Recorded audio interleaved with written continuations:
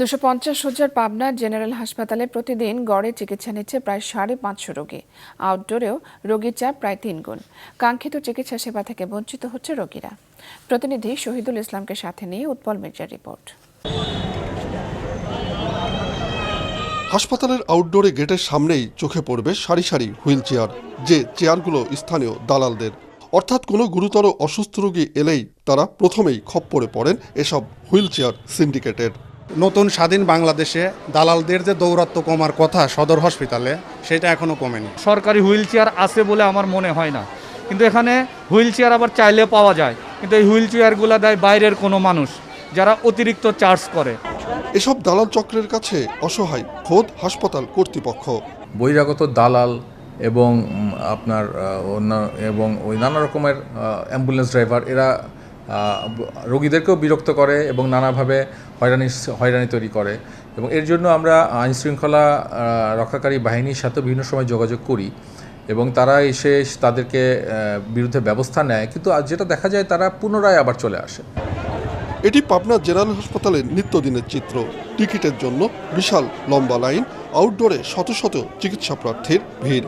ভেতরে বেড, মেঝে বা বারান্দা কোথাও খালি নেই। রোগীর ভিড়ে কোথাও পা ফেলারও জায়গা নেই।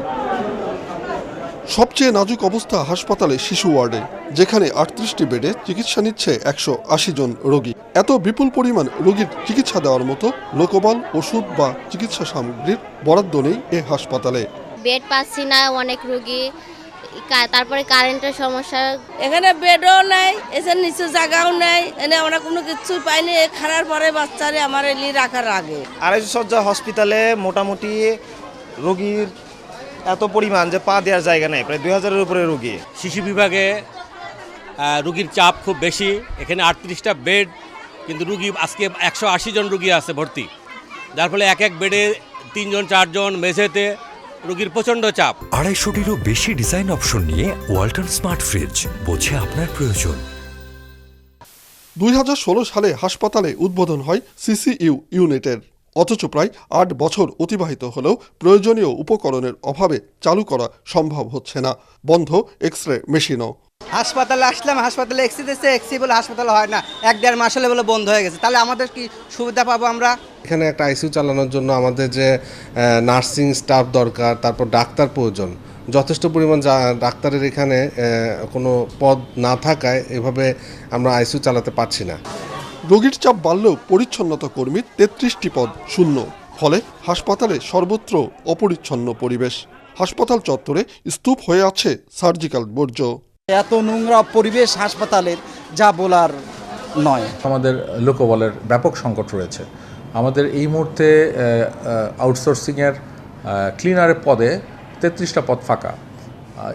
এই এতগুলো ক্লিনারের পদ ফাঁকা থাকাতে আমাদের হাসপাতালের পরিষ্কার পরিচ্ছন্নতা বজায় রাখতে আমাদের সবাইকে হিমশিম খেতে হচ্ছে।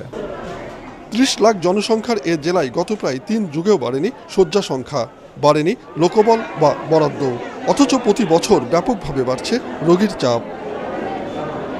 উৎপল মির্জা, মাছরাঙা সংবাদ, পাবনা।